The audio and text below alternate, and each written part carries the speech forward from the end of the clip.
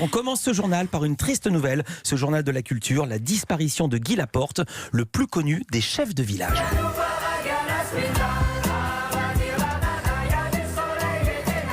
Vous avez reconnu la musique, évidemment. Mais oui, les Bronzés. Les Bronzés. Celui qui a interprété Marius, le chef du village donc du film, est décédé à l'âge de 71 ans de la maladie de Charcot, dont il était atteint depuis 2 ans. Le grand public l'a découvert donc grâce à la troupe du Splendide. Et il travaillait vraiment au Club Med avant d'être comédien. Il a interprété, souvenez-vous, le fameux cousin de Popeye dans Les Bronzés font du ski. Ah oui. Dis-moi Popeye, l'atelier ça ferme à 8h, pas 8h moins le quart. Puis tu me fileras un coup de balai parce que hier c'était vraiment dégueulasse.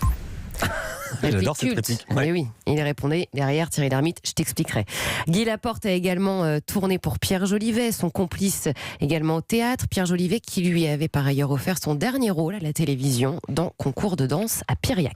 Vous en aviez parlé dans le journal de la culture il y a quelques temps, Hélène. Maintenant, nous avons plus de détails en ce qui concerne les victoires de la musique 2020 qui s'ouvrent au grand public. Et oui, Philippe, nouveau mode de scrutin pour la 35e cérémonie qui se déroulera le 14 février. Les victoires de la musique ont pris en compte les différentes critiques. Alors concrètement, qu'est-ce qui change? Un collège de votants plus important, on passe de 600 à 900 avec une parité homme-femme.